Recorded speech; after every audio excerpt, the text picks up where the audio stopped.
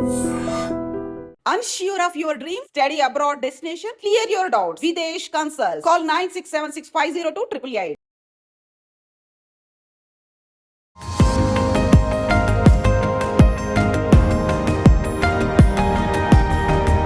To become an orthopedic surgeon, what's your inspiration, sir? అప్పుడు బ్రతుకు తెరువు కోసం ఇది కరెక్ట్ బ్రాంచ్ అనిపించింది, అది చేస్తాను. రోజు మొత్తంలో సుమారుగా ఎన్ని సర్జరీస్ చేస్తారు sir? 20-25 surgeries. Body organs bones తో ఇంటరాక్ట్ అవుతాయి అన్న స్టేట్మెంట్ ని మీరు ఏకీభవిస్తారా? తప్పకుండా. ఎందుకంటే చివరి రోజుల్లో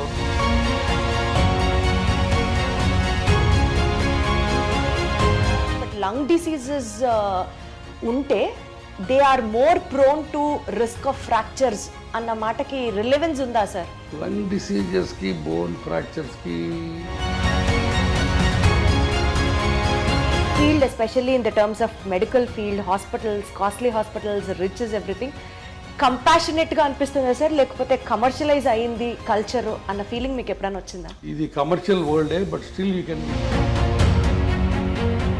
your hospital is ranked among the top most robotic surgeries perform చేసే హాస్పిటల్.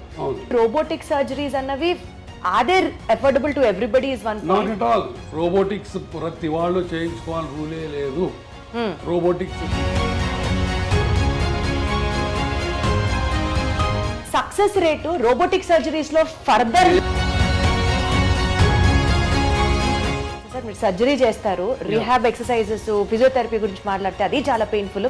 ఇంత చేసినా కూడా ఇది వరకు లాగా నేను నడవలేకపోతున్నాను, 90-95% కూడా రికవరీ ఉండట్లేదు అని అనుకునే వాళ్ళకి ఏం చెప్తారు?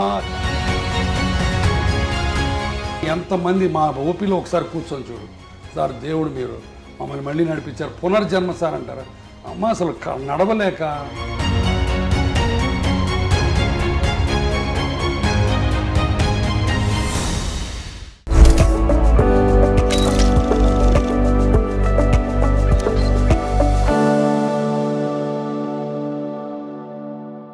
Barely operational needs engineer, BONE.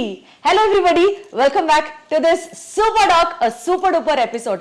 I have with me bone అన్న వెంటనే మనందరికీ చాలా చాలా చాలా దగ్గర మనిషి మన డాక్టర్ గారు అనుకుంటూ మనం అందరం ముందుకు వెళ్ళి డాక్టర్ గురువారెడ్డి గారు ఉన్నారు మనతో. సార్ నమస్తే. నమస్తే అమ్మా. ఎలా ఉన్నారు సార్? బ్రహ్మాండంగా ఉన్నారు. Wonderful sir, super vibe. Sir the super doctor లో బేసికల్ గా మీ గురించి మాట్లాడడంతో పాటు ఇప్పటి వరకు మీరు చేసిన అన్ని అచీవ్మెంట్స్ షేర్ చేసుకుంటూ ఉంటే ఒక పాయింట్లో ఒక ఇన్స్పిరేషనల్ స్టోరీగా ఉంటుంది.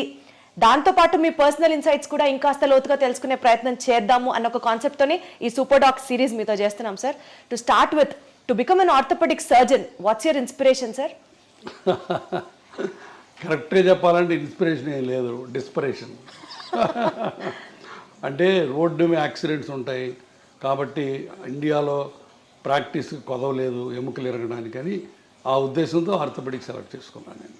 అంతేగాని ఆర్థోపెడిక్స్ ఇన్స్పిరేషన్ వచ్చి ఎవరినో చూసి ఎక్సైట్ అయిపోయి ఎప్పుడు చేయలేదు. అప్పుడు బ్రతుకు తెరువు కోసం ఇది కరెక్ట్ బ్రాంచ్ అనిపించింది, అది చేసుకున్నాను. సార్ ఒకవేళ డాక్టర్ అయ్యి ఉండకపోతే ఏం చేసి ఉంటారు sir? What else career would you choose? Collector కావాలని ఉండేది. Collector? Yeah, I want to become an IAS. But నాకు అన్ఫార్చునేట్గా ప్రాపర్ గైడెన్స్ లేక ఆ డైరెక్షన్లో వెళ్ళలేకపోయాను. లేకపోతే I wanted to be an IAS. రోజు మొత్తంలో సుమారుగా ఎన్ని సర్జరీస్ చేస్తారు సార్? 20-25 సర్జరీస్. సో అన్ని సర్జరీస్ చేసిన తర్వాత టైర్డ్ అయిన తర్వాత what would be your relaxing trend sir? అదే మ్యూజిక్ వినడం, బుక్ చదువుకోవడం, లేకపోతే ఎక్వేరియం ఫిష్ చూడటం. ఫిషెస్ చూస్తే you become happy again sir? Very relax. అదేం థియరీ ఉంది చెప్పండి? ఏం థియరీ ఉంది అంటే ఇన్ బిట్వీన్ ది సర్జరీస్ ఓపీడీలోకి వచ్చి ప్రతి ఓపీలో నాకు ఎక్వేరియం ఉంటుంది. ఏ హాస్పిటల్లో ఎక్కడ కన్సల్టింగ్ రూమ్ అన్నా ఒక ఎక్వేరియం ఉంటుంది. ఆ ఫిష్ అటు ఇటు పోతూ ఉంటే అటు వెనకాల చూస్తూ కూర్చుంటాను నేను. That is the biggest relaxation for me. తర్వాత మ్యూజిక్, రీడింగ్ ఏ బుక్. అసలు మీరు ఏం తింటారు, ఏం తాగుతారు అని ఒక సిరీస్ చేయాలని ఉంది sir. How do you be so active and energetic always? I don't know to be frank. Positive thinking నా ఉద్దేశంలో. ఒక నెగిటివ్ థాట్ కూడా ఉండదు నాకు రోజు మొత్తంలో. సో ఎప్పుడు ఎవరికోళ్ళకి ఏ రకంగా హెల్ప్ చేద్దామా, ఏ రకంగా పాజిటివిటీ తీసుకొద్దామన్న ఉద్దేశం, తపన ఉంటుంది దాంట్లో. I think that is the. కానీ జనం కూడా దాన్ని పాజిటివ్గా అందరూ తీసుకోవాలి అని ఉండదు కదా. అది కదా, వాళ్ళు పట్టించుకుపోయినా నేను పాజిటివ్గా ఉండటమే పాజిటివిటీ. అది నా పాజిటివిటీ ఎదుటి వాళ్ళ రియాక్షన్ మీద ఆధారపడి ఉండకూడదు. It should come from me and that is absolute, not relative. మీరు పాజిటివ్ ఉంటే నేను పాజిటివ్గా ఉంటాను, మీరు నెగిటివ్ ఉంటే నేను నెగిటివ్ ఉంటాను, అది లేనే లేదు. I want be positive, I want be happy, because life is so small and so short and only once. Life lesson sir ఇదైతే మాత్రం చాలా బ్యూటిఫుల్గా ఉంది సార్. 25 సర్జరీస్ చేసి పేషెంట్స్ని చూసి పుస్తకాలు చదివే టైం ఎక్కడ వస్తుంది సార్? రాత్రి పడుకునేటప్పుడు బెడ్ సైడ్ రీడింగ్ ఒక 1 hour చదువుతాను కంపల్సరీగా, ఆల్మోస్ట్ 1 hour. అంటే హార్డ్లీ మీరు 1 గంట 2 గంటలు పడుకుంటారా సార్? లేదు, 6-7 గంటలు పట్టుకుంటాను. 11కి పడుకుంటాను, మళ్ళీ 5కి లేస్తాను. So 6 hours.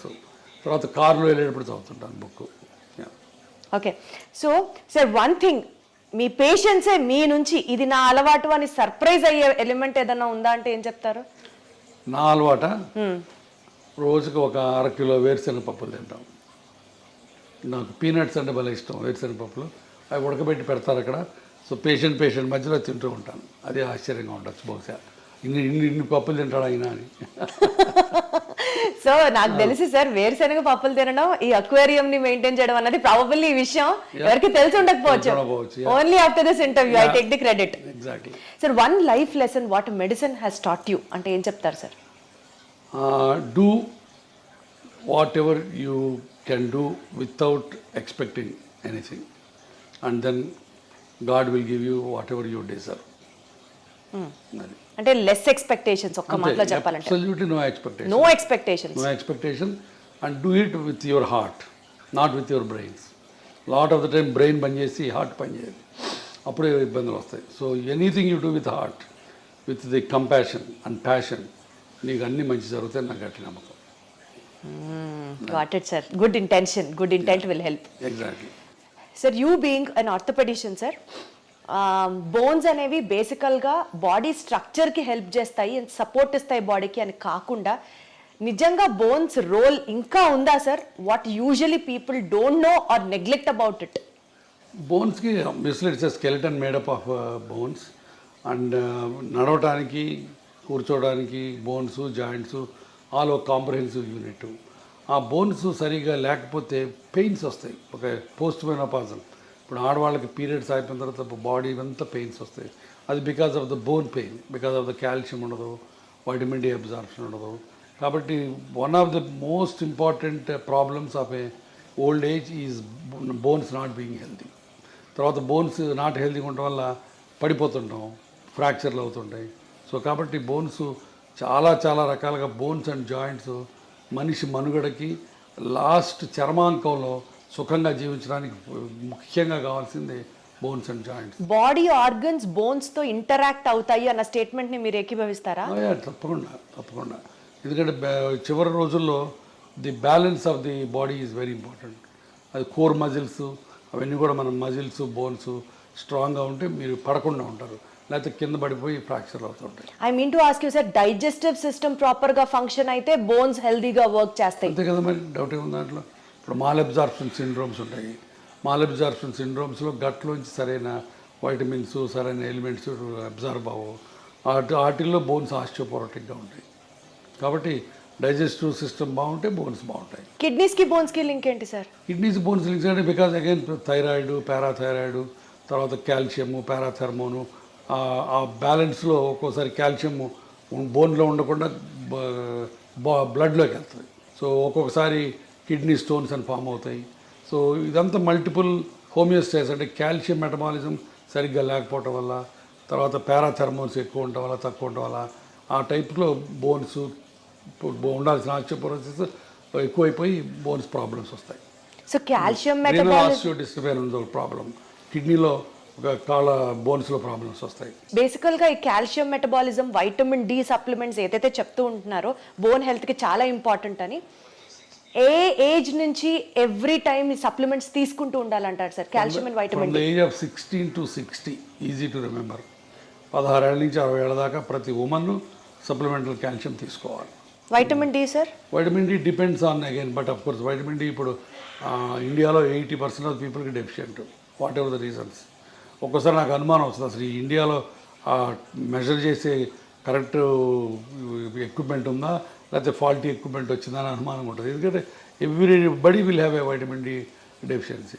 So vitamin D రెగ్యులర్గా తీసుకోవడం కంటే కూడా పీరియడ్కి ప్రకారం తీసుకోవాలి, on the prescription of the either endocrinologist or an orthopedic surgeon. Sir, I don't know if it is right or wrong, but lung diseases ఉంటే they are more prone to risk of fractures అన్న మాటకి relevance ఉందా sir? Lung డిసీజెస్కి bone ఫ్రాక్చర్స్కి నాకు తెలిసి connection ఏం కనపట్లేదు on the face of it. Direct connection అయితే ఏం లేదు లంగ్ డిసీజ్ వాటికి. సార్, న్యూరలాజికల్ కండిషన్ స్ట్రెస్ ఎక్కువ ఉన్నప్పుడు does it have an impact on the bone density or the bone strength? న్యూరలాజికల్గా కూడా డైరెక్ట్గా ఉండదు బోన్స్ మీద, బట్ ఒక్కొక్కసారి కొన్ని ప్రాబ్లమ్స్లో పార్కిన్సోనిజము అట్లాంటివి అట్లంటే where you are not walking too much, you are sitting in a sedentary style, then the bones will lose calcium and osteoporosis వస్తుంది. అచ్చా, so there is an indirect link అనే చెప్పొచ్చు. సో బాడీలో ఇన్ఫ్లమేషన్ ఉన్నప్పుడు sir, ఇప్పుడు non inflammatory diet తినండి అని అందరినీ ప్రమోట్ చేస్తున్నారు భయంకరంగా. Does really inflammation in the body effect the bone health? Not much. Not much. Inflammation అనేది ఒక మజిల్స్కి జాయింట్స్కి సంబంధించింది. బోన్ ఇన్ఫ్లమేషన్ అనేది జనరల్గా బోన్ ఇన్ఫ్లమేటెడ్గా ఉండదు, బట్ బోన్స్లో ఒక్కొక్కసారి దేర్ కెన్ బి డిఫరెంట్ పెరియాస్టియటిస్ అని, ఆస్టియంకిను పెరియాస్టియం అని ఒక లేయర్ ఉంటుంది, దానికి బోన్కి మధ్య ఉన్న స్వెల్లింగ్స్ ఒక్కోసారి ఎక్కువ అవ్వచ్చు. అట్లాంటి వాటిని పెరియాస్టియటిస్ అంటే బాగా షిన్ పెయిన్స్ ఉంటాయి, అట్లాంటివి రావచ్చు. అది కూడా calcium, vitamin D, metabolism disturbance వల్ల రావచ్చు. సో అంటే ఆ న్యూరలాజికల్ ఇంపాక్ట్ ఉన్నట్టా లేనట్టా sir? How do we conclude it? డైరెక్ట్గా న్యూరలాజికల్కి బోన్స్కి కనెక్షన్ ఉండదు. అంటే స్ట్రెస్ ఉంటే బోన్ పెయిన్ ఎక్కువ అవుతుంది. స్ట్రెస్ ఉంటే అన్ని బాడీలో అన్ని పెయిన్స్ ఎక్కువ అవుతాయి. అర్థమైందా? మస్క్యులర్ పెయిన్ ఎక్కువ అవుతుంది, తలనొప్పి వస్తుంది, మైగ్రేన్స్ వస్తాయి, నెక్ పెయిన్ వస్తుంది. అందుకని డైరెక్ట్గా బోన్ మీద, బోన్ మెటబాలిజం మీద డైరెక్ట్ రిలేషన్స్ ఏం లేవు. బట్ ఇండైరెక్ట్గా ఇప్పుడు న్యూరలాజికల్ ప్రాబ్లం వచ్చింది, స్ట్రోక్ వచ్చింది, patient is SIT confined to the bed, అప్పుడు బోన్స్లోంచి ఆస్టియోపోరోసిస్ స్టార్ట్ అవుతుంది. Got it sir. సార్, మీరు కొన్ని లక్షల మంది పేషెంట్స్ని చూసుంటారు over your experience. Basic points patients overlook అయిపోయేది లైఫ్ స్టైల్లో, డెస్పైట్ ఆఫ్ మీరు చాలా వీడియోస్ కూడా చేశారు, సిట్టింగ్ పోస్టర్ దగ్గర నుంచి you have to walk this way, you have to SIT this way అని చాలా చెప్తూనే ఉంటారు. Despite of all your me guidance కాకుండా కూడా పేషెంట్స్ వాళ్ళ లైఫ్ స్టైల్లో ఓవర్లుక్ చేసే పాయింట్స్ ఏంటి సార్? Main posture. మనం ఇందాక అనుకున్న పోస్చరు, మరి నేను చెప్పినట్టు ఇలా స్ట్రైట్గా కూర్చోరు, ఇప్పుడు అందరూ ఇలా వంగి కూర్చుంటారు, వంగి నడుస్తారు. సో పోస్చర్ ఒకటి మెయిన్, బాగా అందరూ నెగ్లెక్ట్ చేసేది posture. Number 2, lack of exercises. అసలు ఎక్సర్సైజులు, చిన్న ఎక్సర్సైజెస్ కూడా చేయకుండా సెడెంటరీ లైఫ్ స్టైల్లో కూర్చుంటారు. అది number 2. Number 3, abuse of the joints. ఇప్పుడు కింద కూర్చొని ఇండియన్ టాయిలెట్ లేకపోతే కింద బాచిపట్టు వేసి కూర్చుంటే మోకాళ్ళ మీద లోటు పడుతుంది, అది మంచిది కాదు. సో అది తెలియదు చాలామందికి. అట్లానే నడుముకి ముందుకు వంకి కూర్చుంటే నడుము మీద పాడైపోద్ది, అట్లానే మెడ ముందుకు వెళ్తే మెడ పాడైపోద్ది. సో ఇవన్నీ కూడా తెలియక చాలామంది they keep on repeating the mistakes in the daily activities. Sir, 10,000 steps నడిస్తే you will be healthy all over అన్నది జనరల్గా చెప్పిన మాట. బట్ హై ఇంటెన్సిటీ ఎక్సర్సైజెస్ చేస్తే మోకాళ్ళు అరిగిపోతాయి, 10,000 అడుగులేస్తే మోకాళ్ళు అరిగిపోతాయి, ఎక్కువ వెయిట్స్ ఎత్తితే స్ట్రెంథనింగ్ ఎక్సర్సైజెస్ చేస్తే మోకాళ్ళు అరిగిపోతాయి. వీటిలో ఏది కరెక్ట్ సార్? చెయ్యాలని కొందరు, చేయకూడదని కొందరు. కరెక్ట్ చెప్పండి సార్. మోకాళ్ళు అరగడానికి మెయిన్ కారణం number 1 age, number 2 weight, number 3 high impact activities, 3. Number 4 accidents. సరే, యాక్సిడెంట్ గురించి మనం మాట్లాడుకోవట్లేదు. ఆ ఏజ్ అది తప్పనిసరి. మనం ఏజ్ అవుతుంటే బోన్స్ జాయింట్స్ అరుగుతూ ఉంటాయి. Number 2 weight is the directly proportional or directly damaging to the bone joint health. So అది మన చేతిలో ఉంది. సో కాబట్టి మీరు ఎంత బరువు తగ్గితే మోకాళ్ళకి అంత మంచి పని చేసినట్టు. Number 3 point is abuse of the joints. Abuse అంటే ఫర్ ఎగ్జాంపుల్ మీరు ఇండియన్ టాయిలెట్లో కూర్చోారనుకోండి, లేకపోతే నెలకు ఒకసారి తిరుపతి కొండ ఎక్కి దిగారనుకోండి, రోజుకి 200 సార్లు మెట్లు ఎక్కి దిగారనుకోండి, మీ మోకాళ్ళ మీద 4 రెట్లు బరువు పోతుంది. అది బయోమెకానికల్లీ ప్రూవెన్. సో దాంతో మీరు మోకాళ్ళని తొందరగా అరగొట్టుకుంటారు. చాలామంది మా తాతలు మెట్లు ఎక్కేవాళ్ళు, మా తాతలు కింద కూర్చునేవాళ్ళు, వాళ్ళకి లేని ప్రాబ్లం నాకెందుకు వస్తుంది అని చెప్పి నమ్మరు. బట్ తాతలు వేరు, మనం వేరు. వాళ్ళ దేహదారుఢ్యం వేరు, వాళ్ళ బాడీ కాంపోజిషన్ వేరు, వాళ్ళ లైఫ్ స్టైల్ వేరు, వాళ్ళ ఫుడ్ డైటరీ హ్యాబిట్స్ వేరు, మనవి వేరు. మనం డెఫినెట్గా ఇండియన్ టాయిలెట్లో కూర్చున్న, మెట్లెక్కి దిగిన 4 రెట్ల బరువు మోకాళ్ళ నుంచి పోద్ది. That is a proven biomechanical thing. So కాబట్టి అది చేయకూడదు. సో అది చాలా చాలా జాగ్రత్తగా చాలా అంటే చాలా మెట్లు ఎక్కి దిగకుండా ఎవరికి అసలు ఇంపాసిబుల్ కాబట్టి వీలున్నంత వరకు పాసిబుల్ అంటే వీలున్నంత వరకు. సో అది ఎక్కి దిగాలని రూల్ ఏం లేదు. చాలామందికి ఎక్కి దిగితే మంచిది, హెల్త్ మంచిది అంటారు. సో కొంతమంది అసలు లిఫ్ట్ ప్రిఫర్ చేయరు. My doctor adviser me to use only lifts, నేను I don't use the lifts అని చాలామంది అంటారు. That is a wrong concept. ఎందుకంటే ఇప్పుడు కార్డియాలజిస్ట్కి మాకు ఇప్పుడు తగదాలు. కార్డియాలజిస్ట్ ఏమో నడవమంటాడు, మెట్లు ఎక్కమంటాడు, లిఫ్ట్ ఎక్కద్దు అంటాడు. నేనేమో లిఫ్ట్ వాడద్దు, మెట్లు వాడద్దు, లిఫ్ట్ వాడమంటాను. కారణం ఏంటంటే మెట్లు ఎక్కి దిగితే గుండెకి మంచిది, లంగ్స్కి మంచిది, బట్ మోకాళ్ళకి బ్యాడ్ అయిపోద్ది. సో అన్ని బాడీలో అన్ని ఆర్గన్స్కి కాపాడి స్టిల్ ఎక్సర్సైజ్ ఇచ్చేది రెండు బ్రిస్క్ వాకింగ్ అండ్ సైక్లింగ్ ఒకటి. ఈ రెండు మీకు బాగా ఉపయోగపడతాయి. సో అది చేసుకుంటే చాలు. ఇప్పుడు ప్రతిరోజు మెట్లెక్కి దిగాలని రూల్ లేనే లేదు. సార్ కొన్నిసార్లు మీ ఫ్యామిలీ గురించి, మీ పర్సనల్ స్పేస్ గురించి మీరు మాట్లాడినప్పుడు చాలా కంపాషనేట్గా మాట్లాడుతున్నట్లు అనిపిస్తుంది. ఈ field especially in the terms of medical field, hospitals, costly hospitals, rich is everything, కంపాషనేట్గా అనిపిస్తుందా సార్, లేకపోతే కమర్షియలైజ్ అయింది కల్చరు అన్న ఫీలింగ్ మీకు ఎప్పుడైనా వచ్చిందా? కంపాషన్ అనేది గుండెలోంచి రావాలి, కమర్షియల్ అనేది బ్రెయిన్లోంచి. ఇందాక మనం అనుకున్నట్టు ఇది కమర్షియల్ వరల్డే, but still you can be kind, you can be compassionate. That's what it is.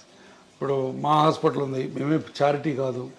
We have to run the hospital, we have to earn for the stakeholders, but at the same time we don't need to flee the patient. పేషెంట్ని దోచుకోవాల్సిన పని లేదు, and వాడి రక్తం పీల్చాల్సిన పని లేదు. మేమే కాదు, 90% of the doctors don't do that. But ఆ దురదృష్టవశాత్తు thanks to media, thanks to the people, మేమందరం దొంగలవి, మేమందరం రాబందులవి, మేమందరం బందిపోట్ల కింద చిత్రీకరించబడుతున్నాం. The unfortunate thing they. కాబట్టి కంపాషన్ బేసిక్గా లేకపోతే you are not fit to be a doctor. So compassion తోటే అందరూ ప్రాక్టీస్ చేస్తాం, బట్ ఒక్కోసారి బయటికి కమర్షియల్ ఎలిమెంట్సే బయటకు వస్తాయి. Profit over a patients care, if you have to talk, మీరు ఎప్పుడు patient care this really made my day, నేను ప్రాఫిట్ చూడలేదు ఈ కేసులో అని మీకు ఆ హార్ట్ వెల్మింగ్గా అనిపించిన చాలా సార్లు వస్తుంది అది. ఇప్పుడు నా దగ్గర పేషెంట్స్ వస్తారు, I'm working in a corporate hospital, ఇందాక మీతో అన్నట్టు చారిటీ హాస్పిటల్ కాదు, ఇక్కడ బిల్లులు లక్షలు అవుతాయి. బట్ ఒక్కొక్కసారి బిల్లులు కట్టలేనప్పుడు అవి ఏమి చేస్తాం, చేతగాని సహాయం చేస్తాం. ఇప్పుడు నేను ఒక ట్రస్ట్ పెట్టాను, ఆ ట్రస్ట్లో హెల్ప్ చేస్తాం.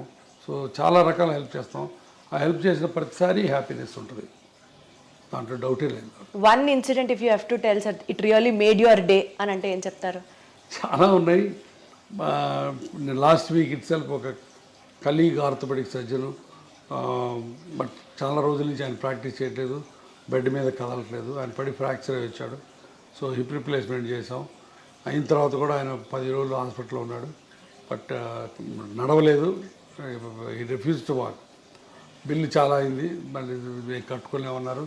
దాన్ని మరి 70% బిల్ తగ్గించి ఇంటికి పంపించాను. ఆ ఇంటికి పోయే ముందు ఆయన నాతో వీడియో కాల్లో ఆయన కళ్ళల్లో కృతజ్ఞత, ఆయన ఆవిడ కళ్ళల్లో కృతజ్ఞత నాకు evident, and that made my day. Wonderful sir, super super. Sir ఇప్పుడు సోషల్ మీడియా ట్రెండ్ అనుకోవచ్చు, maybe because of the awareness for the people అనుకోవచ్చు, ప్రతి ఒక్కళ్ళకి మెడికల్ నాలెడ్జ్ తెలుస్తోంది, and they started questioning the doctors as well. మీరు appreciate చేస్తారా యాక్ట్ని, or you get bored, or you know విసుగొస్తుందా? విసుగు రాదు, 70% దాకా టాలరేట్ చేస్తాను. బట్ ఒక్కోసారి వాళ్ళు గీత దాడతారు. ఏం జరిగింది సార్ అలాంటి సంఘటన ఒకటి చెప్పండి. ఏం లేదు, ఫర్ ఎగ్జాంపుల్ నిన్న మోకాళ్ళ ఆపరేషన్కి ఒక ఆయన వచ్చాడు. ఆయన ఏదో ప్రొఫెసర్ ఎక్కడో, కొంత నాలెడ్జ్ ఉంది. సో క్వశ్చన్స్ అడుగుతున్నాడు, నేను చాలా ఓపిక్గా 20 నిమిషాలు ఆన్సర్లు ఇచ్చాను.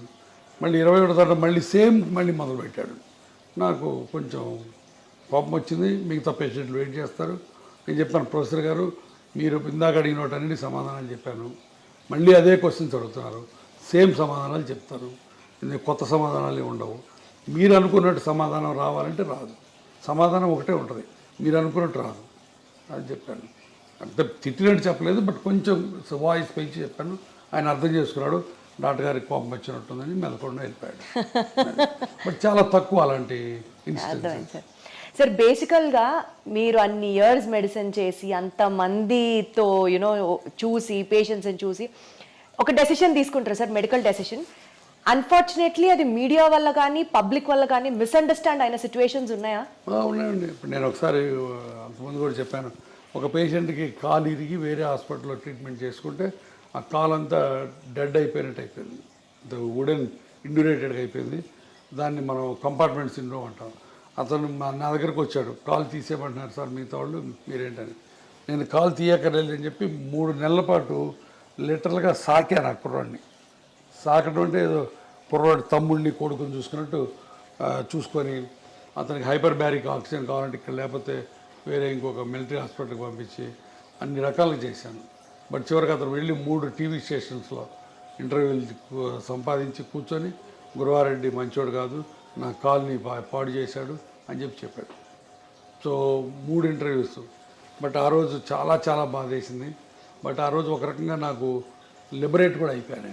ఇంత కష్టపడి ఇతనికి చేసాం, ఇతను ఇలా చేశాడు, అయినా సరే మన పని మనం చేయాలి. ఈ ప్రెస్ గురించి, ఈ టీవీల గురించి, వాటి గురించి భయపడకూడదు.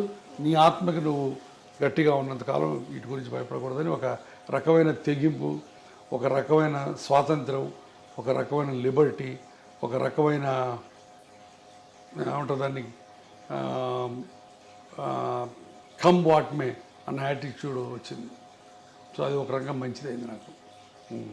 అంటే సార్ ప్రతి డాక్టర్కి వెనకాల ఇలాంటిది ఒక స్టోరీ ఉంది అనుకుంటే, డాక్టర్ వెనకాల ఉంటాయి. ఒక రిచ్ డాక్టర్ అనుకోండి, సమాజం నుంచి ఒక అన్ఫేర్ క్రిటిసిజంని ఆల్వేస్ ఇన్వైట్ చేసినట్లుగా ఉంటుందా? ఉంటుంది. సమాజం మమ్మల్ని భూతద్దంలో పెట్టి చూస్తుంది, ప్రతి అడుగుని క్రిటిసైజ్ చేస్తుంది. సో తప్పదు, part of life. Despite of మీరు ఇంత సోషల్ సర్వీస్ చేసినప్పటికీ కూడా సార్, గురువారెడ్డి గారి దగ్గరికి వెళ్తే ఆయన ఖచ్చితంగా ఆపరేషన్ అంటారు మోకాలు రీప్లేస్మెంట్కి, అదే బయటకు వెళ్తే డాక్టర్లు అనరు అన్న మాటకి ఏం చెప్తారు? దానికి చాలా చాలా సత్య దూరం అది. నేను రోజుకి 100 నుంచి 120 మంది పేషెంట్లు చూస్తాను. దాంట్లో 30-40 మంది కంటే ఆపరేషన్లు పడవు. తర్వాత నాది టెర్షియరీ ప్రాక్టీస్, అది మర్చిపోవద్దు మీరు. అంటే పేషెంట్లు మిగతా వాళ్ళందరి దగ్గరికి చూయించుకొని ఇక ఆపరేషన్ తప్పనిసరి అన్నప్పుడు నా దగ్గరికి వస్తారు, మొదటి రోజు రారు. సో నాది టెర్షియరీ ప్రాక్టీస్. హైదరాబాద్ అవ్వటం అయితేవి, నేను ఉన్న డాక్టర్స్లో సీనియర్ మోస్ట్ ఇప్పుడు 25 ఏళ్ళ నుంచి ప్రాక్టీస్ చేస్తాను కావటం అయితే ఏంది. సో ఇక్కడ ఉన్న ఓల్డ్ డాక్టరు, సీనియర్ డాక్టరు కాబట్టి చివరిలో సెకండ్ ఒపీనియన్, థర్డ్ ఒపీనియన్ కోసం నా దగ్గరికి వస్తారు. ఎప్పుడైతే టెర్షియరీ ప్రాక్టీస్ ఉంటుందో అప్పుడు ఆబ్వియస్గా ఆపరేషన్ రేట్ ఎక్కువ ఉంటుంది. సో అది అనవసరంగా ఎవరు ఆపరేషన్ చేయడం. గురువారెడ్డి దగ్గరికి వెళ్తే ఆపరేషను, మిగతా వాళ్ళ దగ్గరికి వెళ్తే ఇంజక్షను, అవన్నీ మాయ. ఇప్పుడు ఆ రకంగా ఇంకోటి కూడా చెప్పాను, నేను లాస్ట్ 1 year నుంచి యుద్ధం చేస్తున్నాను. ఇంజక్షన్లు పనికిరాని ఇంజక్షన్లు చేసి పేషెంట్లు మాయ చేసే డాక్టర్లు. ఈ ప్రస్తావన తీసుకొచ్చారు కాబట్టి ఇంకొక పర్సనల్ కామెంట్ కూడా ఉంది సార్. మీరు అగేన్స్ట్ పిఆర్పి ఫర్ ఆర్థరైటిస్ అని చెప్తున్నారు. Exactly against PRP for arthritis. కానీ గురువారెడ్డి గారి హాస్పిటల్లో పిఆర్పి ఇంజెక్షన్లు 7,000 నుంచి 8,000 రూపాయలు ఉండే ఇంజెక్షన్ 17,000 రూపాయలు ఆయన ఎందుకు ఛార్జ్ చేస్తున్నారు? పిఆర్పి ఇంజెక్షన్ కూడా నా హాస్పిటల్లో చేయలేదు ఫర్ ఆర్థరైటిస్. ఎవరైనా వచ్చి ప్రూవ్ చేయమని చెప్తాను. పిఆర్పి ఫర్ స్పోర్ట్స్ ఇంజురీస్కి ఎంతోపతిస్ అని చెప్పాను ఇందాక. టెండాన్ ఇంజురీస్కి, ఇక్కడ టెన్నిస్ ఎల్బోస్కి ఇస్తే ఇవ్వచ్చు, నేను ఇవ్వను. నా దగ్గర 36 మంది పనిచేస్తారు టీం. స్పోర్ట్స్ మెడిసిన్ వాళ్ళు ఇస్తే ఇవ్వచ్చు. బట్ ఆర్థరైటిస్కి, నీ జాయింట్లో మా దగ్గర పిఆర్పి అనేది ప్రసక్తే రాదు. ఎవరైనా వచ్చి ప్రూవ్ చేయమని చెప్పాను. అర్థమైందా? 3 ఇప్పుడు స్టెమ్ సెల్స్ అని ఇచ్చి 2,80,000 తీసుకునేది మా దగ్గర జరగదు. నేను అగైనెస్ట్ ఏంటంటే PRP in arthritis. Orthopedic surgeons చాలామంది పిఆర్పీలు టెన్నిస్ ఎల్బోస్కి, యాంకిల్ ఇంజురీస్కి, హీల్ పెయిన్స్కి ఇస్తారు. నాకే రకమైన అభ్యంతరం లేదు. నాకు దాని మీద నేను ఇవ్వను, నేను వాటిని అన్నాను. అది దాని మీద నాకేం లేదు. ఎందుకంటే పీపుల్ అన్ని చోట్ల ఇస్తారు, కొన్ని చోట్ల మంచి రిజల్ట్స్ ఉన్నాయి. దానికి నేను PRP for other conditions work అయినప్పుడు why not for the knee sir? ఆర్థరైటిస్కి లేదు role. That's what I'm saying. There is no evidence at all. Arthritis is a global phenomena. Global phenomena అంటే మొత్తం కార్టిలేజ్ అంతా పాడైపోయింది. ఈ కార్టిలేజ్ అంతా పాడైపోయినప్పుడు దాన్ని మనం ఉద్ధరించి నువ్వు కార్టిలేజ్ పుట్టించరు.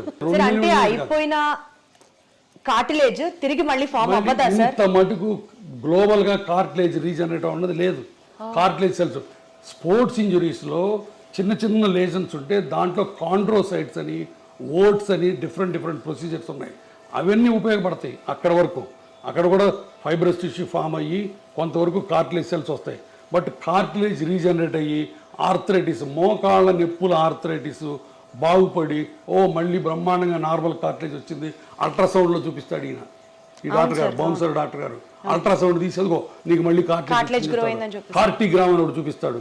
ఇవన్నీ మాయ, భయంకరమైన మాయ. కానీ ఆయన చేసేది మాయే, కానీ చాలా మంది ఆర్థోపెడిషియన్స్ కూడా ఈ కార్టిలేజ్ గ్రో అవుతుంది అని మందులు ఇస్తున్నారు కదా. కార్టిలేజ్ గ్రోత్ కి స్పోర్ట్స్ ఇంజరీస్ లో గ్రోత్ అయ్యే టెక్నిక్స్ వేరు, వాటిని వీటిని మిక్స్ చేయొద్దు. కార్టిలేజ్ గ్రో అవడానికి చిన్న చిన్న వాటికి బోల్డ్ అని ప్రొసీజర్స్ ఉన్నాయి, ఆర్థ్రోస్కోపిక్గా చేస్తారు. అవన్నీ స్పెషల్ ఇండికేషన్స్ ఉన్నాయి, స్పెషల్ ప్రొసీజర్స్ ఉన్నాయి, స్పెషల్ ట్రైనింగ్ ఉంది. నువ్వు ఎనస్థీషియా వాడి వచ్చి నువ్వు డి జాయింట్ హీరోని అని చెప్పి ఎక్కడ ఉందో అక్కడ ఇంజెక్షన్ చేస్తే పోద్దని, ఇక్కడి నుంచి ఇక్కడ తీస్తే నీ రీప్లేస్మెంట్ అని, ఇంత ల్యాక్ ఆఫ్ నాలెడ్జ్ ఉన్న డాక్టర్ దగ్గరికి వేల మంది వెళ్ళి బాధపడుతుంటే ఏం చేయాలి? మాయ చేస్తాడు. ఆ మాయ కోసం యుద్ధం చేస్తున్నాం మేము. ఇది ఇవాళ తాగదు యుద్ధం, ఇది ఇంకా ఇంకా చాలా దూరం వెళ్తుంది యుద్ధం. సరే, మీరే అంత బిజీ ప్రాక్టీషనర్ అయ్యండి, అంత బిజీ డాక్టర్ అయ్యండి, ఇంకా ఈ సొసైటీకి సంబంధించిన ఇలాంటి ఇష్యూస్ నా బాధ అదేనమ్మా. ఇప్పుడు నాకు వెస్టర్న్ ఇంట్రెస్ట్ ఏమీ లేదు. నాకున్న ప్రాక్టీస్ నాకుంది, నేను ఇన్స్టిట్యూట్ పెట్టుకున్నాను. బట్ నాకు పేషెంట్ గురించి బాధ, నేనే కాదు నాలాంటి బాధపడేవాళ్ళు చాలామంది ఉన్నారు. మేము అందరం కలిసి ఇప్పుడు దానికి అగైనెస్ట్ ఫైట్ చేస్తున్నాం. సార్, బేసికలీ మీ ఫ్యామిలీ ఏమంటారు సార్? ఇవన్నీ మనకి ఎందుకు అవసరమా? మనం ఎంత సంపాదించాం, ఎంత సెటిల్ అయ్యాం, పిల్లలు బాగున్నారు, వాళ్ళు ఏమన్నారు? ఇది నా ప్రొఫెషను, ఇది నా ప్రిన్సిపల్స్, ఇది నా ప్యాషను, ఇది నా కమిట్మెంట్ టు ది పేషెంట్స్. ఎవరేమైనా అనుకోండి, నాకు నమ్మకం ఉంది అంతే. అద్భుతం sir, commitment to the patients అన్నారు చూడండి సార్. అంతేనమ్మా, మీరు అన్నట్టు నాకేమి రాదు దీంట్లో వచ్చి, ఇంకా 4 రాళ్ళు పడతాయి. But I'm ready. మీరు అన్నట్టు ఎంత బిజీ అయినా సరే నేను దీన్ని పెట్టుకొని నేను ఎన్ని గంటలు దీని మీద కూర్చుంటున్నాను నేను. ఎందుకంటే ఐ వాంట్ టు ఈ దోపిడీ కార్యక్రమం ఆగిపోవాలి. తర్వాత ఇంకోటి, ఇది పెయిన్ క్లినిక్స్ మీద కాదు, అది కూడా చెప్తున్నా. పెయిన్ క్లినిక్స్, పెయిన్ స్పెషలిస్టు కొన్ని 100 ఏళ్ల నుంచి ఉన్నారు, మంచి మంచి పనులు చేస్తున్నారు. వాళ్ళందరూ ఇప్పుడు spine, cancer pain, chronic pains మీద మేమందరం వాళ్ళకి రిఫర్ చేస్తాం పేషెంట్ని, పెయిన్ క్లినిక్ వాళ్ళకి. అబ్సల్యూట్లీ సార్, నాకు అర్థమవుతుంది సార్. పెయిన్ అన్నారు కాబట్టి కొంచెం పిఆర్పి నుంచి పక్కకి వెళ్తే, ఫిజియోథెరపీ చేసుకోవడం వల్ల early stages maybe around 18 years or 20 years నుంచి ఫిజియోథెరపీ ఎక్సర్సైజ్ స్టార్ట్ చేస్తే బోన్ జాయింట్స్ హెల్దీగా ఉంటాయి, బోన్ జాయింట్ ప్రాబ్లమ్స్ని మనం నివారించవచ్చు అన్న మాట తప్పు. స్లో చేయొచ్చు, ఎక్స్టెండ్ చేయొచ్చు. ఉన్న వాటి అన్నిటిలో ఫిజియోథెరపీ మజిల్స్, బోన్స్ని హెల్దీగా ఉంచుకోవటం తప్ప ఇంకా వేరే ఏమీ లేదు. నేను 2 పాయింట్లు చెప్తాను, గుర్తుపెట్టుకోండి, హైలైట్ చేయండి. మోకాళ్ళు మొదటి నుంచి ఫస్ట్ స్టేజ్ నుంచి ఆపరేషన్ అక్కర్లేదు, లాస్ట్ స్టేజ్లో ఆపరేషన్ అవసరం. ఈ ఫస్ట్ స్టేజ్ నుంచి treatment simple medicines. Simple medicines అంటే ఏంటి? ఎప్పుడన్నా నొప్పుంటే సింపుల్ పారాసిటమాల్ ట్యాబ్లెట్, లోపల కార్టిలేజ్ నరిష్మెంట్కి, అంటే ఉన్న కార్టిలేజ్ బలాన్ని కాపాడటానికి, కొత్త కార్టిలేజ్ అనడం కాదు. ఎగైన్ అక్కడ మాయ, నీవు కొత్త గుజ్జు పుట్టించే ఇంజక్షన్ చేస్తూ ఉంటావు. తప్పు. కొత్త గుజ్జు పుట్టించే ఇంజక్షన్ ఇంతపాటు ప్రపంచంలో ఎక్కడా లేవు. పుట్టదు. ఉన్న గుజ్జు బలాన్ని కాపాడే ఉన్నాయి, దాన్ని కాండ్రో ప్రొటెక్టివ్స్ అంటారు. ఓకే, ఆ ట్యాబ్లెట్స్, బోన్స్కి ప్రొటెక్ట్ చేసే కాల్షియం ట్యాబ్లెట్లు, మజిల్స్ని ఎక్సర్సైజ్ చేయాలి.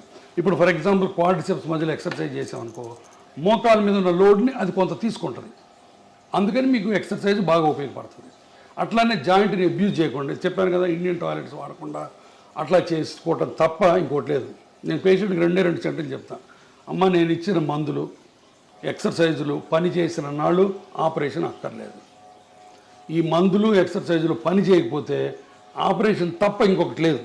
మీరు చేయించుకుంటారు లేదు అనవసరం, బట్ డాక్టర్గా నీ ధర్మం ఏంటి? చెప్పాలి.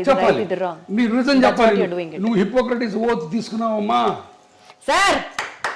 అద్భుతం సార్, అద్భుతం. గురించి ఈ రోజులో ఎవరు మాట్లాడుతున్నారు సార్? లక్షలు సంపాదించి ఎట్లా నిద్రపోతావు? నువ్వు పేషెంట్ల రక్తం తాగుతున్నావు, నువ్వు అంతమించి ఇంకేం లేదు నీకు. సో ఈ హిప్ ఇంప్లాంట్స్ అండ్ నీ ఇంప్లాంట్స్ గురించి సార్, రేటుకి తగ్గట్టుగా ఆపరేషన్ చర్య ఉంటుందా సార్? ఇప్పుడు దాంట్లో రకరకాలు ఉంటాయి. ఇప్పుడు ఇదిగో, ఇది ceramic, stainless steel, cobalt chromes ఉంటాయి. సో ఇట్లా ఇటుపక్క క్రాస్ లింక్డ్ పాలిఎథిలీన్ ఉంటుంది. హిప్ జాయింట్లో కనీసం 10 వెరైటీస్ ఉంటాయి. ఇప్పుడు సెరామిక్ ఉందనుకో, స్టెయిన్లెస్ స్టీల్ కంటే కనీసం 2 రెట్లు ఎక్కువ కాస్ట్. ఇదే సెరామిక్ ఇటు 2 పక్కలు వేసామనుకో 3 రెట్లు కాస్ట్. ఇటుపక్క ఓన్లీ ప్లాస్టిక్ వేసామనుకో రేట్ తగ్గుతుంది. సిమెంట్ లేకుండా వేసామనుకో రేట్ ఎక్కువ. అది లోపల హైడ్రాక్సీ అపటైట్ కోటింగ్ ఉంటుంది. అదే సిమెంట్తో వేసామనుకో రేట్ తక్కువ. సో ఇట్లా డిఫరెంట్ కాంబినేషన్స్ ఉన్నాయి. అందుకని రేట్స్ వేరీ అవుతాయి తప్ప పెరుగుతాయి. ఇప్పుడు చీరల్లో పట్టు చీరలు ఉంటాయి, సిల్క్ చీరలు ఉంటాయి, ధర్మవరం చీరలు ఉంటాయి, చీరల్లో హ్యాండ్ ఎంబ్రాయిడరీ ఉంటుంది. ఒక్కొక్క చీర ఒక్కొక్క కాస్ట్, అవునా కదా.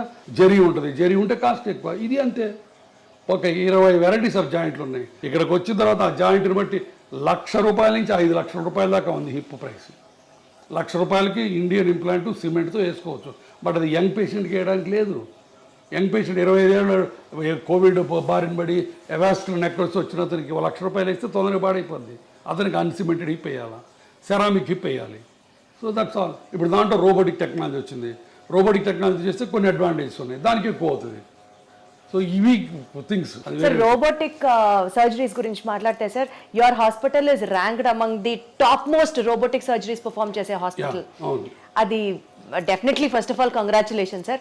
కాకపోతే రోబోటిక్ సర్జరీస్ అన్నవి are affordable to everybody is one not at all. Robotics ప్రతి వాళ్ళు చేయించుకోవాలని రూలే లేదు. రోబోటిక్స్ చేయాలి, అది చేయకపోతే నీ బతుకు దుర్భరం అన్నమాట అంతకంటే లేదు. ఎప్పుడు చేస్తారు సార్ రోబోటిక్స్? రోబోటిక్స్ వల్ల 2-3 అడ్వాంటేజెస్ ఉన్నాయి. మార్జినల్ అడ్వాంటేజెస్ అది పేషెంట్కి ఎక్స్ప్లెయిన్ చేస్తాం. కొంత ప్రెసిషన్ ఉంటుంది, కొంత post operative pain, immediate post operative pain కొంత తక్కువ ఉంటుంది. ఓన్లీ ఫస్ట్ 2-3 డేస్, తర్వాత మళ్ళీ సేమ్ ఉంటుంది. ఆ ఫస్ట్ 2 డేస్ ఎందుకు ఉంటుంది అంటే సాఫ్ట్ టిష్యూ డిసెక్షన్ తక్కువ ఉంటుంది. తర్వాత ఇప్పుడు అలైన్మెంట్స్ అని డిఫరెంట్ అలైన్మెంట్స్ వచ్చినాయి మోకాళ్ళ ఆపరేషన్లో. ఆ డిఫరెంట్ అలైన్మెంట్ చేయాలంటే రోబోటిక్స్ ద్వారా చేయొచ్చు. ఇవన్నీ కూడా వెరీ సైంటిఫిక్. కానీ రోబోటిక్తోనే చేయాలని రూల్ లేదు. నేను 100 మందికి చేస్తే ఒక 50 మంది రోబోట్ చేయించుకుంటారు, 50 మంది రోబోట్ చేయించుకోరు. బట్ ప్రతి పేషెంట్కి ముందే చెప్తాం రోబోటిక్ వల్ల ఈ ఉపయోగాలు ఉన్నాయి, బట్ ఈ ఉపయోగాల గురించి మీరు డబ్బులు వేస్ట్ చేసుకోవాల్సిన పని లేదని కూడా చెప్తాం. కానీ సార్ ప్రిసిషన్ అక్యురేట్ గా ఉంటుంది, చాలా మినిమల్ ఇన్వేషన్ ఉంటుంది. వీటి గురించి ఇట్లా మాట్లాడితే సక్సెస్ రేటు రోబోటిక్ సర్జరీస్ లో ఫర్దర్ గా ఏమీ లేదు, రెండిటికి ఒకటే. రోబోటిక్ సర్జరీ వల్ల సక్సెస్ రేట్ ఎక్కువ అవుతుందని ఎవ్వరు చెప్పకూడదు. చెబితే అది అబద్ధం. నేను చెప్పను, నేను ఇంతవరకు ఏ పేషెంట్కి చెప్పలా. రోబోటిక్ వల్ల కొంత అడ్వాంటేజెస్ ఉన్నాయని చెప్తాను తప్ప సక్సెస్ రేట్లో ఏ మాత్రం తేడా లేదు. రెండుకి ఒకటే సక్సెస్ రేట్. ఎట్లా జరుగుతున్నాయి సార్ అంటే పేషెంట్స్ యొక్క పర్సెప్షన్ టువర్డ్స్ రోబోటిక్ సర్జరీ ఎట్లా? పేషెంట్స్ వల్ల మా పేషెంట్స్ కూడా ఏంటంటే ఇండియన్ పేషెంట్స్ కూడా ఇప్పుడు వెల్ ఇన్ఫార్మ్డ్. వాళ్ళందరూ వాళ్ళే వచ్చి అడుగుతారు. తర్వాత చాలామంది పేషెంట్లకి వాళ్ళ పిల్లలు అమెరికాలో ఉంటారు. అక్కడ అమెరికాలో ఇది standard of care robotic surgery అన్నది. వాళ్ళు అక్కడి నుంచి చెప్పి మీరు రోబోటిక్ చేయించుకోవడం చెప్తారు తల్లిదండ్రులకి. వాళ్ళు మమ్మల్ని వచ్చి అడుగుతారు. సో మేము ఆఫర్ చేస్తాం. That's all. అంటే పేషెంట్ సౌలభ్యం కోసం అది కూడా ఇనిషియల్ గా తప్పించి పేషెంట్ని మాయ చేసి పేషెంట్ని అబద్ధాలు చెప్పి రోబోటిక్స్ చేసే ప్రసక్తి లేదు. నెంబర్ 1. నెంబర్ 2, రోబోటిక్స్ చేసి నువ్వు అద్భుతంగా ఉంటావు, ఇంకో 20 ఏళ్ళు ఎక్స్ట్రా ఉంటావు అన్నది అంతకంటే లేదు. రోబోటిక్స్కి ఎక్స్ట్రా సక్సెస్ రేట్ అన్నది అంతకంటే లేదు. నేను క్లియర్గా చెప్తున్నాను 3 విషయాలు. ఏది ఇన్ని 10,000 రోబోటిక్ ఆపరేషన్లు చేసిన తర్వాత కూడా. బట్ రోబోటిక్స్ అనేది ఒక extra technology which will help you in getting a proper outcomes. అది పాయింట్ అక్కడ. అదైనా డిఫికల్ట్ ఆపరేషన్స్ ఉంటాయి. ఒకసారి బాగా అరిగిపోయి మొత్తం దొడ్డికాళ్ళు వస్తారు, స్టేజ్ 4 బాగా అడ్వాన్స్డ్. అట్లాంటి వాటిల్లో రోబోట్ మనకి ఎంతవరకు బోన్ కట్ చేయొచ్చు, ఎంతవరకు సాఫ్ట్ టిష్యూ డిసెక్ట్ చేయాలని కొన్ని మనకి ఇస్తుంది. అట్లానే హిప్ రిప్లేస్మెంట్స్లో డిస్ప్లాస్టిక్ హిప్స్ అని ఉంటాయి, అంటే చిన్నప్పటి నుంచి పాడైపోయిన హిప్స్. ఆ హిప్స్లో రోబోట్ ముందే మనకి ఎక్కడ మంచి బోన్ ఉంది, ఈ కప్ ఎక్కడ పెట్టచ్చు అని ముందే మనకి గైడెన్స్ ఇస్తుంది. అట్లాంటి అడ్వాంటేజెస్ ఉన్నాయి. అంతేగాని రోబోటిక్తోనే చేయాలన్నది లేనే లేదు. మళ్ళీ చెప్తున్నాను. అబ్సల్యూట్లీ సార్, నాకు అర్థమైంది sir. To just divert our interview on a lighter note and concluded sir, just I wanted to ask you, ఒక జాయింట్ హెల్త్కి సంబంధించినటువంటి ఒక మీ కోరిక, జనాలు ఈ మిత్తుని నమ్మడం ఆపండ్రా బాబు అని అంటే ఏం చెప్తారు సార్? ఇందాక చెప్పింది మళ్ళీ చెప్తా. నేను అలిసిపోను, ఎన్ని గంటలైనా చెప్తాను. ఇదే నా పేషెంట్లకి నేను చేతులు జోడించి చెప్పేది ఏంటంటే, మీకు మోకాళ్ళ నొప్పులు ఉంటే సింపుల్ మందులు ఎక్సర్సైజులతో గడపండి. భయంకరమైన నొప్పులు వచ్చి నడవలేని పరిస్థితి వస్తే భయపడకుండా ఆపరేషన్ చేయించుకోండి. మీరు భయపడ్డా, ఆర్థికంగా సౌలభ్యం లేకపోయినా ఒక రామాయణము మహాభారతం చదువుకోండి. సార్ ఒక్క సూపర్ ఫుడ్ తింటే బోన్స్ అద్భుతంగా ఉంటాయంటే ఏంటి సార్ అది? ఏం లేదు, నాకైనా అబద్ధం. సూపర్ ఫుడ్ ఏమీ లేదు. సూపర్ డాక్టర్ మీరు లేడు, ఏం తినమంటారు సూపర్ సార్? ఫుడ్ లేదు. ఏం తినమంటారు సార్? బోన్స్ హెల్తీగా ఉండాలంటే head calcium, healthy milk products చాలు, సింపుల్ మిల్క్ ప్రోడక్ట్స్ తింటే చాలు. And regular exercise and impact exercise అంటే వాకింగ్ అట్లాంటివి చేసి. దుంప కూరలు తింటే జాయింట్ పెయిన్స్ ఎక్కువ అవుతాయి, ట్రూ ఆర్ ఫాల్స్? నాకు తెలియదు. నాకు తెలిసి నేను చదువుకున్న దాంట్లో ఫుడ్కి మోకాళ్ళ కార్టిలేజ్కి డైరెక్ట్ రిలేషన్ లేదు, ఇండైరెక్ట్గా ఉంది. ఫుడ్ తిని లావు ఎక్కితే లావు వల్ల మోకాళ్ళు పాడవుతాయి తప్ప డైరెక్ట్గా వంకాయ తింటే కార్టిలేజ్ పోద్ది, కూర ఈ చామదుంప తింటే కార్టిలేజ్ వస్తుంది, ఈ అల్ట్రాసౌండ్ చేస్తే నొప్పి తగ్గుద్ది, ఇవన్నీ లేవు నాకు తెలుసు. సార్ మీరు ఎక్సర్సైజ్ చేయమని పేషెంట్స్కి చెప్తూ ఉంటారు కదా, ఫన్నీయెస్ట్ ఎక్సర్సైజ్ మీ దాకా వచ్చి ఒక పేషెంట్ చెప్పింది ఏమైనా ఉందా సార్? మీకు అసలు కోపం మామూలుగా రాదా ఎక్సర్సైజ్, ఆ ఎక్స్క్యూజ్ వింటే ఏం చెప్తారు సార్? I don't no. అంటే నా దగ్గరకు వచ్చే పేషెంట్లు ఒక్కోసారి నేను ఏం చెప్పినా దానికి కౌంటర్ చెప్తారు. మనం ఎక్సర్సైజ్ చేయంటే లేదండి నా బాడీ ఒప్పుకోదు అంటారు, మందులు వేసుకోమంటే నాకు అలసరండి అంటారు, కింద కూర్చోద్దామంటే నేను కిందే కూర్చొని మనం చేస్తానంటారు. ప్రతిదానికి అడగొట్టా చెప్తే నేనేం చేయలేను, ఇంకా నేను చేతులైతే అమ్మ నా వస్తాయని చెప్తా అంటే that's all. Surgery is more painful are skipping that rehab cycle is more painful sir? Good question. Again చాలామంది అగైన్ మా డాక్టర్లోనే మళ్ళీ కొంతమంది దొంగ డాక్టర్లు ఆపరేషన్ చేసి అసలు నొప్పి ఉండదు, ఫిజియోథెరపీ ఎత్తేద్దాం, ఫిజియోథెరపీ లేకుండా చేసుకోవచ్చు, జీరో ఫిజియోథెరపీ అని కొంతమంది మొదలెట్టారు. అది కూడా తప్పే. ఆపరేషన్ చేసిన తర్వాత నొప్పి అన్నది దేవుడిచ్చిన సహజమైన రియాక్షన్. కాకపోతే ఇప్పుడు మోడర్న్గా పెయిన్ రెడ్యూసింగ్ టెక్నిక్స్ చాలా వచ్చినాయి. ర్యాపిడ్ రికవరీ ప్రోటోకాల్ అని, మల్టీ మోడల్ ఎనల్జీసియా అని చెప్పి, తర్వాత కంటిన్యూస్ ఎపిడ్యూరల్ పెయిన్ రిలీఫ్ అని, అట్లా చాలా మందులు వచ్చినాయి, చాలా టెక్నిక్స్ వచ్చినాయి ఇమ్మీడియట్ రీహాబిలిటేషన్ వల్ల. వీటి వల్ల కొంత నొప్పి తగ్గుతుంది. తర్వాత నొప్పి అనేదమ్మా మల్టీ ఫ్యాక్టోరియల్, అంటే చాలా ఫ్యాక్టర్స్తో సంబంధించింది. కొంతమంది పేషెంట్లు వెరీ సెన్సిటివ్గా ఉంటారు, అవును సార్. కొంతమంది పేషెంట్లు బిందాస్గా ఉంటారు, అది పేషెంట్ ఫ్యాక్టర్. తర్వాత కొంతమందికి బాగా బాగా అరిగిపోయింది అనుకో, ఎక్కువ డిసెక్ట్ చేయాల్సి వస్తుంది, అప్పుడు ఎక్కువ ఇన్ఫ్లమేటరీ సైటోకైన్స్ రిలీజ్ అవుతాయి, వాళ్ళకి ఎక్కువ నొప్పి ఉంటుంది. సో కాబట్టి పెయిన్ లేకుండా ఏ పేషెంట్ ఉండడు. కొంతమంది అదృష్టవంతులు వస్తారు, పెయిన్ ఉండదు వాళ్ళకి, అంటే వాళ్ళ అదృష్టం అంటారు కదా సార్, పెయిన్ సైకోసోమాటిక్ అంటారు కదా. సైకోసోమాటిక్ కాబట్టి నొప్పి అన్నది మల్టీ ఫ్యాక్టరీలు, దానికి చేస్తాం. బట్ రీహాబిలిటేషన్ కూడా పేషెంట్ రిలాక్స్ అయ్యి ఫిజియోథెరపిస్ట్ చేసినట్టు చేస్తే అంత నొప్పే ఉండదు. సరే ఫిజియోథెరపీ చేసేటప్పుడు ఆ నొప్పి తగ్గడానికి ఏముండదా? ఉన్నాయమ్మా, చాలా ఉన్నాయి. క్రయోథెరపీ అని ఐస్ ప్యాక్స్ పెడతాము. తర్వాత ఇప్పుడు నేను 100 మంది పేషెంట్లు చేస్తే చాలా మంది ఏమనుకుంటారు తెలుసా సార్, మీరు సర్జరీ చేస్తారు, రీహాబ్ ఎక్సర్సైజెస్ ఫిజియోథెరపీ గురించి మాట్లాడితే అది చాలా పెయిన్ఫుల్, ఇంత చేసినా కూడా ఇది వరకు లాగా నేను నడవలేకపోతున్నాను, 90-95% కూడా రికవరీ ఉండట్లేదు అని అనుకునే వాళ్ళకి ఏం చెప్తారు? చాలా చాలా సత్య దూరం ఇది కూడా. మేము చేసే ఆపరేషన్స్లో 1 year తర్వాత, 1 year పడుతుంది కొంతమందికి, 1 year తర్వాత the satisfaction rate in knee replacement properly done and properly explain to the patient psychic కాకుండా పేషెంట్ మామూలు పేషెంట్ అయితే 90% సక్సెస్ రేట్. ఏది పర్సెప్షన్లో 1 yearలో 90% people will be very happy, very very happy, very happy, back to the normalcy you can say. అమ్మ ఎంతమంది మా ఓపీలో ఒకసారి కూర్చొని చూడు సార్, దేవుడు మీరు మమ్మల్ని మళ్ళీ నడిపించారు, పునర్జన్మ సార్ అంటారు. అమ్మ అసలు నడవలేక వీల్ చైర్లోనే మోషన్ యూరిన్ పోయే వాళ్ళని నడిపిస్తే ఎంత పునర్జన్మలకి.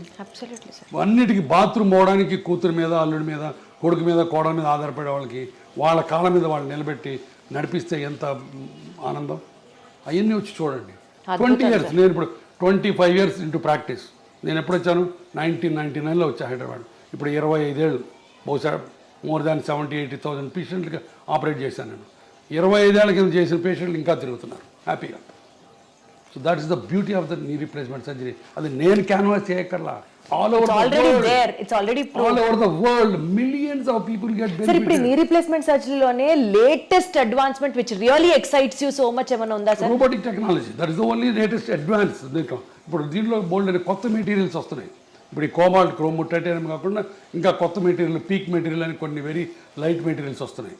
అంటే మేబీ ఒక foreign body inside the body ఉన్నట్లుగా కూడా తెలియదు అన్న, అలాంటివి కూడా ఉండకుండా వస్తాయి. ఇప్పుడు హిప్ రీప్లేస్మెంట్, నీ రీప్లేస్మెంట్, ఈ రెండు ప్రపంచ మానవాళికి దేవుడిచ్చిన 2 సూపర్ గిఫ్ట్స్. అరగటం ఆయన ఇచ్చిందే శాపం, బట్ దానికి ఆన్సర్లు కూడా ఆయనే ఇచ్చాడు. ఫర్గాటన్ జాయింట్స్ వీటిని అంత century operation of the century decade అంటారు దీన్ని. అలాంటి ఆపరేషన్లు ఈ 2 కొన్ని వేల లక్షల కోట్ల మంది ఇది చేసుకుంటున్నారు. Sir final on conclusion note sir, ఏం చెప్తారు సార్ ఆడియన్స్కి ఫ్రమ్ యువర్ ఎండ్? లైఫ్ చాలా సింపుల్. కాంప్లికేట్ చేసుకోవద్దు. మీరు పేషెంట్లుగా ఎంతో కన్ఫ్యూజన్లో బతుకుతున్నారు నాకు తెలుసు.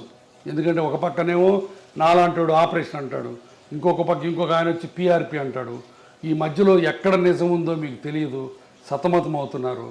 దయచేసి ఎవిడెన్స్ లేకుండా మాయ మాటలు నమ్మి దొంగ ట్రీట్మెంట్లు చేయించుకోవద్దు. 4 రోజులు ఆగండి. నా మీద కూడా 4 అడగండి, గురువారెడ్డి ఎట్టాంటి అడగండి, అప్పుడే రండి. ఆపరేషన్ గురించి భయపడద్దు, భయం కొద్దీ ఆపరేషన్ వెనక్కి వెళ్ళద్దు ప్లీజ్. మీకు ఆర్థికంగా స్తోమత లేకపోతే మీరు ఇబ్బంది పడుతుంటే నేను ఒక ట్రస్ట్ పెట్టాను. దాంట్లో పేదవాళ్ళకి కనిపించిన అమ్మకు ఒక మోకాలని ఒక స్లోగన్తో చేయడానికి చేస్తున్నాం బోల్డ్ని. మీరు మోకాళ్ళు ఆపరేషన్ చేయించుకోవడానికి ఆర్థిక స్తోమత లేకపోతే మా ట్రస్ట్ దగ్గరికి రండి, నాకు చేతన సహాయం నేను చేసి పెడతాను. కానీ దొంగ మాటలు నమ్మి ఈ ఇంజక్షన్లు మట్టుకు చేయించుకోవద్దు మోకాళ్ళ నొప్పులకు. మిగతా దానికి ఇంజక్షన్లు మీరు చేయించుకుంటారో లేదో నాకు అనవసరం, నాకు తెలియదు. సో BONE బోన్ అంటే బర్డన్ ఆఫ్ ఓవర్ ఎక్స్పెన్సెస్ అంటారు కదా సార్, సరిగ్గా కాపాడకపోతే చూసుకోకపోతే. అంతే అంతే, that's all. Wonderful sir, so good talking to you. Thank you so much. Okay. Thank you.